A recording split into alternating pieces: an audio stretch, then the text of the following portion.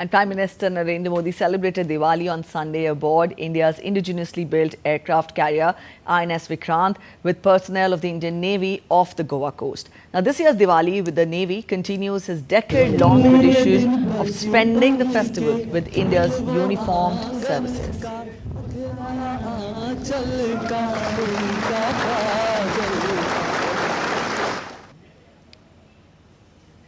All right, to talk more about it, we're joined in by Lieutenant General Sanjay Kulkarni, former Director General Infantry, and he's joining us. Thank you so much, sir, for joining us on DD India News Hour. Wishing you a very happy, safe, and a prosperous Diwali on behalf of DD India. We saw Prime Minister continuing with the tradition of celebrating Diwali with the armed forces, and this time he chose INS Vikrant, and he mentioned Operation Sindoor. He talked of the valor and bravery of the soldiers of the armed forces, and he also talked of how we in our homes sleep peacefully. Not a better day to again boost the morale of our armed forces who sweat it out to make us safe. Thank you very much, and wishing all your crores and crores of viewers a very, very happy Diwali. And it couldn't be better. As always, our Prime Minister has always been very, very keen to celebrate Diwali ever since he's taken over. It is his desire, endeavor, which he has always ensured also that he celebrates Diwali with the armed forces. And this time comes special. It's a rare thing. I can tell you, Preeti, I've spent night on Vikrant. And I really understand what these aircraft carriers are all about. It's not easy. And there we have the Prime Minister spend a night and then spend the next day following with the naval troops on the INS Vikrant, which is indigenously manufactured, and it's fantastic. I think it actually raises the morale. That speaks volumes of the commitment, dedication, and also it raises the morale of the troops to say that yes, the government is with them, that the leader is with them, he leads from the front. And this is something I would say, a force multiplier. I take it as a force multiplier because after all said and done, equipment, yes, it counts a lot. We have to be technologically advanced. We have to move with the time, but nothing like the man behind the weapon. And that man behind the weapon is where the Prime Minister seems to be going everywhere. And his stress on Atmanirbhar Bharat, his stress on ensuring that Viksit Bharat 2047 keep pace with it, to his stress again and again that what has been achieved in Operation Sindoor must be continued hereinafter. Because obviously, world over, the situation isn't always as we would wish it to be, but we must make sure that preparation is the best form of defense. And it is in that context when the Prime Minister goes, spends time with the troops and speaks in terms which encourages everybody that here's our Prime Minister right with us, spending a night on INS Vikrant. What more? I doubt very much if anyone has ever spent a night on INS Vikrant, an indigenously manufactured aircraft carrier. Something which, even speaking on BrahMos, we've seen how the Prime Minister of Pakistan was virtually shaking when he was talking about BrahMos, what BrahMos had done, and how their chief had rung him up to say that at night how all the terrorist camps were hit so hard. So it speaks that yes, India has arrived, but we have miles to go, and we must continue with this rapid development. We must ensure that we keep pace with the technological development that's happening. We have to keep pace with cyber, we have to keep pace with space warfare, artificial intelligence, the rare earth minerals that we have. All in all, I think this is something with the stress on Atmanirbhar, the stress on to be able to achieve the aim of $30 trillion economy by 2047. I think they are on the path, the right path. Yes. And there could be no more than the Prime Minister himself leading from the front, encouraging troops, encouraging the country, carry on, move on, put in your best. I don't think you could have asked for more. The best times that India has ever seen. Yes, indeed, these words will fuel the spirit of our armed forces. But even as we speak, we tell our viewers that the visuals which we are showing to you, these were the latest visuals of Prime Minister on board the INS Vikrant. And as Sir has also put, INS Vikrant is the in fact, India's first indigenously built aircraft carrier. And we have also talked about its large size, its capacity to carry up to 30 aircraft, and also its advanced capabilities. It is rightly called the floating city given the defense systems, the power generation, and also in terms of speed. These are the salient features of INS Vikrant, and also it also has a fully equipped hospital. It is designed for both offensive and defensive operations. And here we have the latest visuals of Prime Minister Narendra Modi on board INS Vikrant. This is in continuation of keeping with his tradition of celebrating Diwali with the armed forces every year. And this time he chose INS Vikrant. Lieutenant General Kulkarni, I would want you to elaborate more on Prime Minister choosing. All right, for our viewers, Lieutenant General Sanjay Kulkarni is with us and he will be also spelling out more. But at present, these visuals which we are showing to you, these are the latest visuals of Prime Minister Narendra Modi on board INS Vikrant. He spent the past night on INS Vikrant, and here we see him boosting the morale of the armed forces, and all smiles there. Victorious Operation Sindoor flashing, and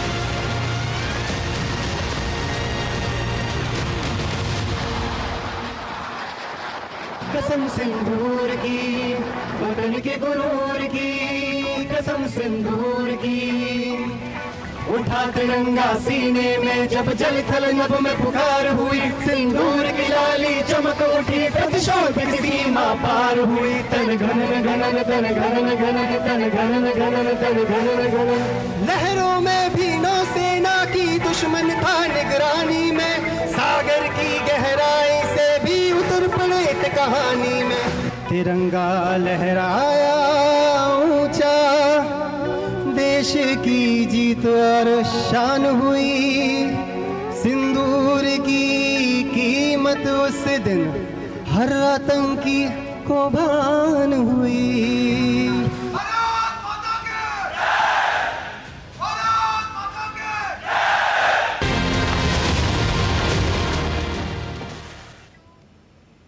All right, so these were the latest visuals we are getting for our viewers from INS Vikrant, where Prime Minister was present celebrating Diwali 2025 with the armed forces, with the personnel stationed on INS Vikrant. And we have with us Lieutenant General Sanjay Kulkarni. Sir, you know, when we talk of the timing of this, and also Prime Minister choosing INS Vikrant, India's first indigenously built, aircraft carrier, get us more. What message does it send to the world about India on its course to achieve self-reliance, on its course to achieve Atmanirbharta, and also the way the Indian armed forces, the efforts that have been made to modernize the Indian armed forces, which were mentioned by the Prime Minister also during his address to the personnel stationed at the INS Vikrant? This is a unique thing. Not many countries in the world can manufacture an aircraft carrier.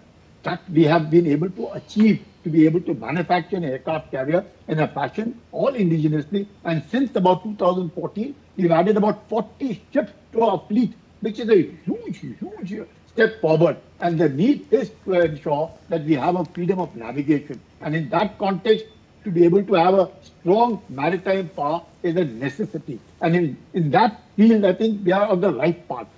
the Atmanirbhar part is very essential. We've seen what's happened between Russia and Ukraine. We've seen what's happening between Israel and Hamas. How much of it is, and if you have to be totally independent of anything, it is very essential that anything and everything, especially for security, must be indigenously manufactured. That indigenization gives us that confidence. It allows us to use the cutting-edge technology. We have, for which reasons, built 2 defense corridors, one in Tamil Nadu, the other in Uttar Pradesh. We are now not only doing that, manufacturing BrahMos on our own and also exporting. So we find that slowly and steadily we intend to have our export going to around 50,000 crores. That itself is a huge step. What at one point of time we were almost importing about 70% of our defense equipment. We are now manufacturing and ensuring that 65% of it is made in India. So that is something very great because it allows us to enhance our own confidence that yes, we can make it. It allows opportunities for employment. It allows the cutting-edge technology to be absorbed. It also ensures that the PSUs, along with the private industry, along with the academia, along with the startups and the MSMEs, that we can do it and manufacture it in India at a cost which is reasonable and a quality which is international. And it is this what gives us the confidence and, of course, the supply chain. The ability to modernize ourselves, the ability to upgrade the systems that we have in us. Because the moment you are dependent on somebody, you find that for whatever the reason, not that the country wouldn't want to give it to us, but we find that America itself got involved into Israel and equipping Israel. What happened? It led to us Tejas getting its engine almost 2 years late. So because of the commitment elsewhere, our commitment took a little lesser priority. So once it was Atmanirbhar, now we have our own Tejas Mark 1A taken off, we have our own BrahMos missile taken off, we have our own aircraft carriers, our own submarines, our own frigates, our own ships, our own small arms coming up, own artillery over there, our own Akash, our own communication equipment, our own radars. All of this, our own drones, our own anti-drones. So you find so much of equipment being manufactured within the country to ensure that at no point of time we must be looking at somebody else in hours of crisis. And if we have to become the 3rd largest economy in the world, it's very essential that at least in terms of our national security, in terms to ensure our territorial integrity and sovereignty, we must be Atmanirbhar. This self-reliance, this indigenization gives us that confidence that we don't have to depend on anybody, that we can take on ourselves. We are not here preparing for war. We are ensuring that we prevent a war by being prepared. Because it is very essential that we must be ready at all times. We not go to war. That's not what our aim is. But to ensure that we must not be touched upon. Our economic growth must continue. And that is only possible if we are security-wise fully equipped. And that is what gives us the strength that economically also will be there. Number 3, largest economy in the world. Armed forces-wise also will be the 4th largest armed forces in the world. Technologically also we will be advanced. We'll be able to absorb this thing. We need data sovereignty. We need space. We need cyber. We need artificial intelligence. All of this, I think it gives us the ability that we can do it in India. And that is what the Prime Minister goes on insisting, telling, conveying that, come on, put in your best, and give to the country the best that you have. He is allowing us to, giving that encouragement, allowing all the necessary, I would say, whatever hindrances that come, he ensures that those are not there. So this, I think, is a big thing. And we must compliment the leadership for that, to be able to make armed forces strong and Atmanirbhar in all matters. Yes, preparation, as you said, is the best form of self-defense. But then, sir, also, how do you gauge the Prime Minister also pointed to the Maoist, the challenge of Maoist insurgency, which the government successfully addressed, and how the districts now, which in fact earlier had faced the menace of Maoist insurgency, are now flourishing with growth and prosperity. Having said that, he also mentioned Operation Sindoor, talking of how India will not tolerate terrorism at all. How do you gauge, or what do you make of this iron hand approach which has been adopted by the government, and to what extent will it further strengthen the image of India on the global page, of a country tolerating no nonsense? Absolutely. See, we have all along been saying zero tolerance for terrorism. And that zero tolerance for terrorism is a very, very essential thing because that is why Op Sindoor has been paused. It has not been terminated. Because nobody should mess around with us in terms of security is concerned. And that is amply clear. Time and again, the Prime Minister has said, not just said, they have done it. And that is what has made everybody around us know that we are not saying it, we are also doing it. And in that context, the external security is taken care of. But what you just mentioned about the internal security, the left-wing extremism, at least I recollect it as not very long back, just about 2008, 2009, when almost 400 districts were affected by it. 400 districts were affected very badly. And that was something which was, even I remember those times Prime Minister Manmohan Singh saying that this is something of a priority one. We really need to tackle the internal security part. And today, they're talking about almost eradication of the left-wing extremism. We find surrenders taking over.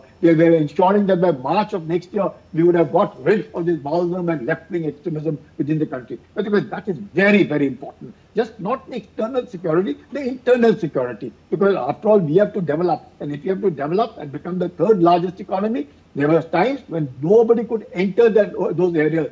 Entirely, it was there, ran large. And today, we find a footprint everywhere. And the people themselves realize that the nation is developing, the world is looking at us. You found in times of COVID crisis, when everybody else was finding it so difficult, here we were not only being able to take care of our billions, but we've also been able to export to people who required it at a cost which was nothing, peanuts probably, and Prime Minister almost gave it free to so many countries, and each one of them were grateful for the timely assistance that they got from India. So in that context, I find that yes, external security, we need to have armed forces modernized, we need to be looking at it. Sir, are you there? Yes. Important. But what the most important thing as I look at it in this entire thing, that Atmanirbhar Bharat, yes, they must be prepared to take on any external threat, and internally we have got rid, hopefully we would have got rid of it by March 2026, as Mr. Amit Shah has been saying again and again, that the left-wing extremism, we will be getting eradicated, development will reach there, the people themselves will be coming forward to self-help, getting educated, getting to know that yes, it's better to be part of the mainstream rather than being seen as a mouse. So it's a huge step forward internally and externally. Being secured is what will give us the edge to become the third largest economy in the world and also be able to take care of the territorial integrity and the sovereignty. That means we have to make sure that nothing goes wrong externally and nothing is allowed to go wrong internally. What more what more can the government be able to ensure that yes, then only can we develop and become the third largest economy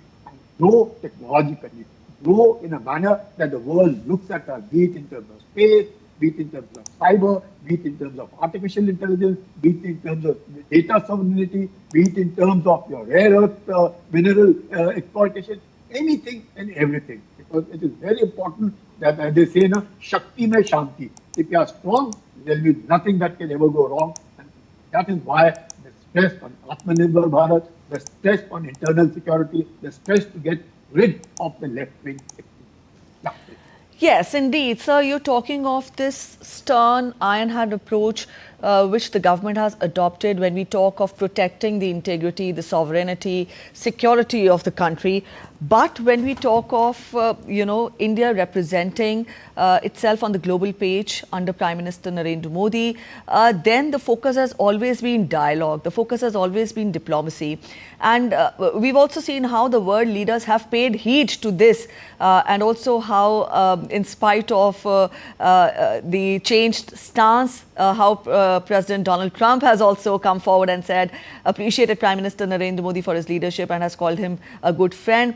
After, in fact, the sanctions and the tariff, the tariff so-called war that happened. But then put all this together, what do you make of this other side of the leadership of Prime Minister Narendra Modi, which has made the world sit back and notice that, yes, dialogue can also be a way of ending conflicts. the way the world is witnessing the geopolitical crisis in today's times, dialogue can be a driving force of ending conflicts. Surely, he's been insisting again and again that this is not the age of warfare. This is the age of diplomacy. Anything and everything that we need to do is to be able to sit across and talk. And that came out very clearly when he almost led, not almost, he led from the front in G20. We saw how in Global South everybody looks at India as something to be able to lead. And this is again and again, he's been saying that despite the tariff war, we can call it by the Americans on us or whatever it be, we've been sticking. There are no permanent friends. There are no permanent enemies, but there are permanent national interests. We cannot get to be able to compromise on our national interest. And that is made very clear. We are not warmongers at all. We insist to say that this is not an era of war. This is an era of talks, diplomacy and peace. That is why he has such good relations with Mr. Putin. He has excellent relations with Zelensky. He has excellent relations with Mr. Netanyahu. He has brilliant relations with the American President, Mr. Trump. So all of them, look at him as someone who's matured, as someone who can lead the world, someone who can ensure peace and talking ensured, and at the same time, not compromise on ensuring our own country's strength. That strength has to be there. Because if we do not have the strength, then the words may not carry that weight. So to be able for the words to carry the weight that we to be having, we must have that strength. And that strength, we are developing it slowly, but not to be able to use in terms of warfare. But as we insist and we commit and we say it also, that this is not an era of war. This is an era of peace where everybody, it's a global village. Vasudhaiva Kutumbakam, it's a very global village. And therefore, each one of us, whatever way we can help each other, yes. But in that also, that indigenization, what we are stressing upon, is in terms of security. In matters of security, we need to ensure that we are not dependent on anybody so that our country grows, our country finally finds a place in the world where we really deserve to be, and also our own people. We have a huge population, and this population also needs to be taken care of and must feel proud of the fact that they are Indian. You find the Indian passport is something that is taken.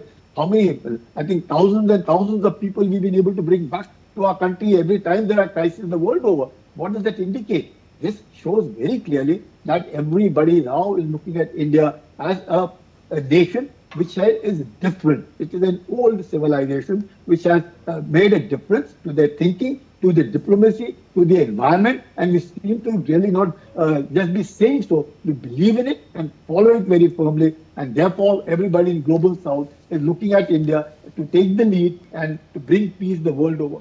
I think all of it, I personally look at it that, surprisingly, and I must say I'm glad I'm still being able to see all this in a short span of time of ours, everything from what we were to what we are, and hopefully we will see to what we will become. So I think we are on the right path, the right leadership, the right kind of guidance, the right kind of strength for the armed forces, the right kind of technology adoption, the right kind of being given to Atmanirbharta. It's something that we ought to have done it long back, but nonetheless, it's never too late. We are on the right path. Yes, so we have this ambition of self-reliance, we have this ambition of Atmanirbharta for our armed forces, which is indeed ambitious. But then, sir, as part of the armed forces yourself, I would want you to, analyze for us how difficult is it to strive for Atmanirbharta, self-reliance, as you also put it, preparation is the best form of defense. So how difficult is this to, is this a race towards Atmanirbharta, given the uncertain times which we are facing today? We witness 2 conflicts. One of them is still continuing, and we do not see, a proper end to another. So having said that, given the tense geopolitical situation, circumstances which the world is witnessing at present, for a country to target self-reliance and Atmanirbharta in today's times, how difficult is it, and where are we standing now? See, you said it very rightly. In this uncertain time, it's very essential that we must be Atmanirbhar.